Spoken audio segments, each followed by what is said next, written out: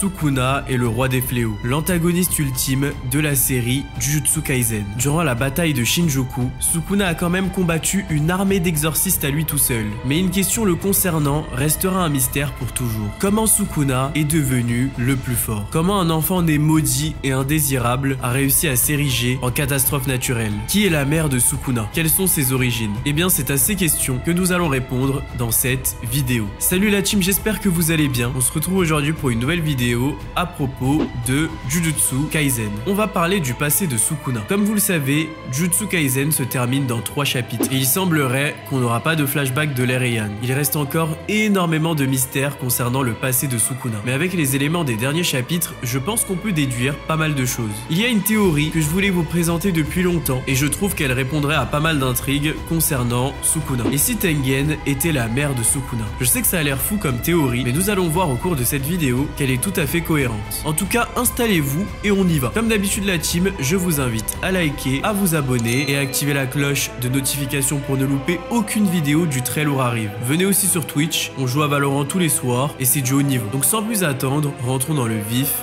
du sujet.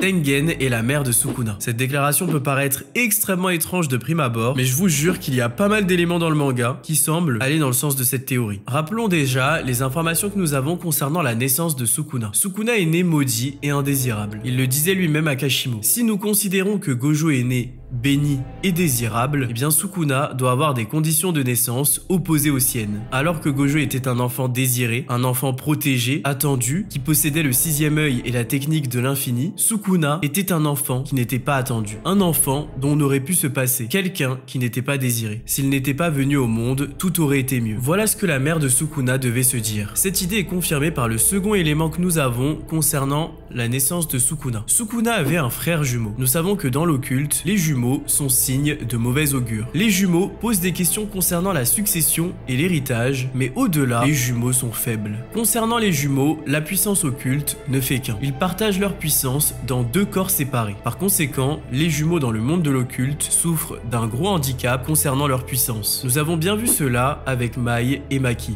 Mai est né en ayant une force occulte très faible et Maki est né en ayant quasiment 0 énergie occulte. Maki n'était même pas capable de voir les fléaux sans ses lunettes. Alors que les deux venaient d'un grand clan d'exorcistes, le clan Zenin, étant jumelles, elles étaient très faibles. Elles sont nées maudites et indésirables. Il a fallu que Mai meure et se sacrifie pour que Maki révèle son potentiel. Ainsi, le fait que Sukuna ait un jumeau justifie le fait qu'il soit né maudit et indésirable. Mais Sukuna nous explique que dans le ventre de sa mère, il a été contraint de manger son jumeau pour ne pas mourir de faim. Manger son frère était sa seule solution pour survivre. Mais plusieurs questions se posent. Mais pourquoi la mère de Sukuna ne pouvait pas nourrir ses enfants? Est-ce qu'elle ne mangeait pas délibérément? Est-ce qu'elle détestait ses enfants au point de les laisser mourir de faim afin de les tuer? Mais pourquoi aller si loin? Et c'est là que la théorie concernant Tengen prend tout son sens. Tengen jusqu'à présent reste un des personnages les plus mystérieux de la série. Nous savons que c'était une femme, elle était donc capable de porter la vie. Nous savons que c'était une amie de Kenjaku et nous savons que c'est un pilier dans le monde de l'occulte. Tengen était vénéré comme une divinité par les membres du culte stellaire. Rappelez-vous qu'il voulait tuer Riko Amanai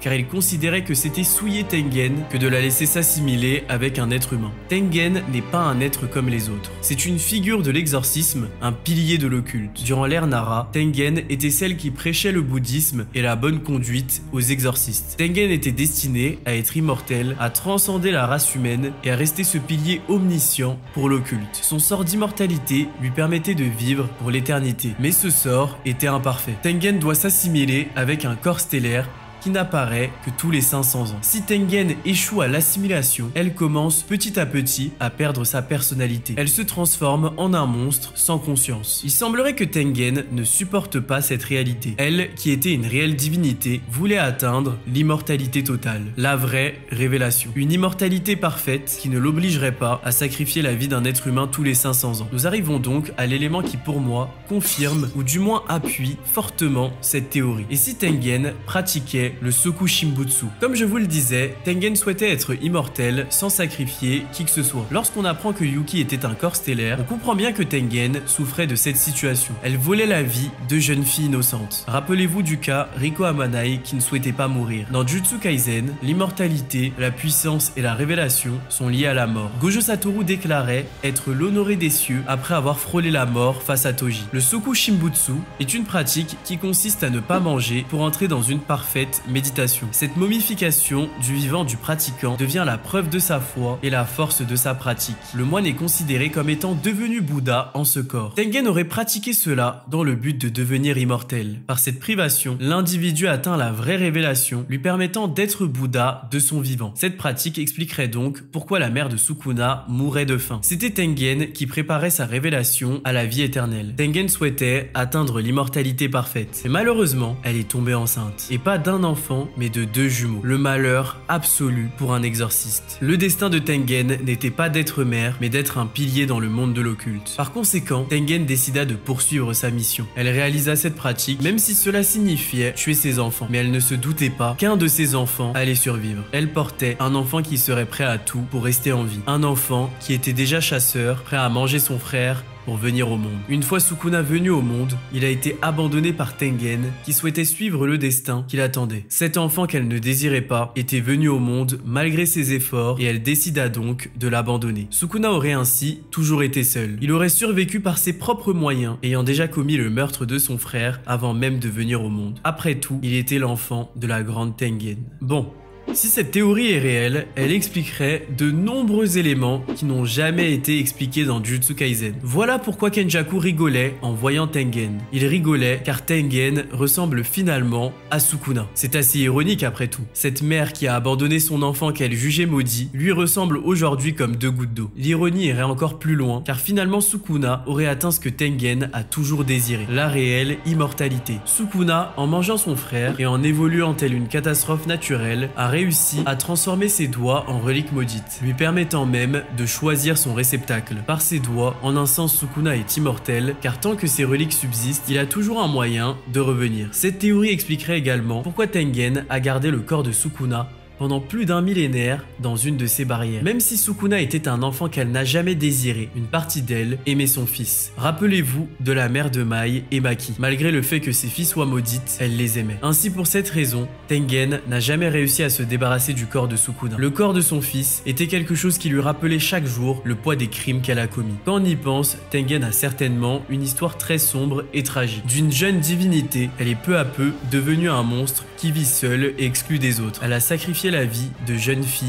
pour survivre. Et surtout, c'est peut-être elle qui a créé le monstre qu'est Sukuna. Tengen est par la suite devenu le jouet de Kenjaku qui souhaitait la faire fusionner avec toute la population japonaise. Enfin, cette théorie expliquerait les derniers mots de Yuji envers Sukuna. Yuji lui disait « Tu et moi, Sukuna. Nous sommes nés sans avoir conscience des malédictions qui nous entouraient. Quel genre de monstre on allait devenir ? Dépendait de la chance. » Par cette déclaration, Yuji semble induire que Sukuna et lui ont finalement une histoire similaire. Peut-être que Yuji, ayant été vraiment connecté avec Sukuna, a aussi pu voir des éléments de son passé. Sukuna a bien vu les souvenirs du passé de Yuji. Par conséquent, je pense que c'est possible que Yuji ait vu le passé de Sukuna. Mais juste, on n'est pas au courant. Yuji est né maudit sans le savoir. Il est le fruit de l'expérience de Kenjaku qui a pris le contrôle de Kaori Itadori. Yuji vivait sa vie de jeune lycéen et un jour, il a réalisé qu'il était manipulé depuis le début. Mais Yuji n'a jamais sombré grâce à son grand-père. Son grand-père qui a tout fait pour lui donner la plus belle enfance possible. Grâce à lui, Yuji a eu une vie normale. Sukuna pareillement est né maudit sans le savoir. Sa mère, Tengen, était vouée à un grand destin. Elle ne pouvait pas avoir des enfants et encore moins des jumeaux. Avant même sa naissance, il devait choisir entre être un chasseur ou être une proie. Soit il se laissait mourir dans le ventre de sa mère, ou alors il mangeait son frère pour survivre. Et Sukuna a choisi la vie. Je pense que c'est très important de souligner que Sukuna n'a pas mangé son son frère par plaisir. Il explique bien qu'il l'a fait par instinct de survie. Mais contrairement à Yuji, Sukuna n'a pas eu de grand-père. Sukuna a toujours vu son existence comme un combat pour survivre. Et le jour où il perdrait, eh bien ce serait le jour de sa mort. Il disait lui-même à Yorozu que la défaite était synonyme de mort pour lui. Ainsi par ces mots de Yuji, je pense qu'on peut déduire l'enfance de Sukuna, qui est finalement son miroir. Pour moi, cette théorie concernant Tengen expliquerait tout, car on comprendrait enfin le lien entre Sukuna et Tengen. Kenjaku a toujours été proche de Sukuna, et c'est parce qu'il était l'ami de Tengen. Il le disait lui-même. Je pense même, mini-théorie, que Kenjaku était peut-être une femme. Lui et Tengen étaient toutes les deux amies. Pour moi, ça expliquerait déjà Kenjaku infirmière, et surtout, comment Kenjaku a pris si facilement le corps de Kaori pour Mugu avec Jin Itadori. Donc peut-être que Kenjaku était à la base une femme, et qu'il pouvait donc déjà porter la vie. Kenjaku, Tengen et Sukuna sont aussi les trois personnages qui ont un lien avec l'immortalité, chacun dans une forme différente. À la fin du manga, les trois ont perdu la vie, montrant définitivement la fin de leur ère. Tengen serait ainsi cette mère qui a créé un monstre sans le vouloir. Elle n'a jamais pu se pardonner de ses crimes, et pour cette raison, elle s'est laissée évoluer vers une forme de fléau pendant tout ce temps. Voilà le gros secret de Tengen, et voilà ce que Kenjaku était sur le point de révéler lorsqu'il disait que Tengen cachait quelque chose. Cette théorie expliquerait également pourquoi Sukuna est appelé l'ange déchu. Il est l'enfant de Tengen, qui est un pilier dans le monde de l'occulte, une divinité pour le culte stellaire. Sukuna étant l'enfant qu'elle a abandonné, serait donc l'ange déchu. L'enfant du pilier du monde de l'occulte est devenu le roi des fléaux. Voilà la team, c'était tout pour cette théorie, j'espère qu'elle vous a plu. Dites-moi en commentaire ce que vous en pensez. J'ai pris énormément de plaisir à écrire cette vidéo. Dites-moi si vous voulez que je théorise sur d'autres éléments qui restent flous sur Jujutsu Kaisen. Je pourrais vous faire un what if sur l'Eren si vous voulez. Dites-moi en commentaire vos théories pour le prochain chapitre. Je vous dis à très vite en stream et à la semaine prochaine pour une nouvelle vidéo. Restez sur vos gardes, merci à vous et à très vite.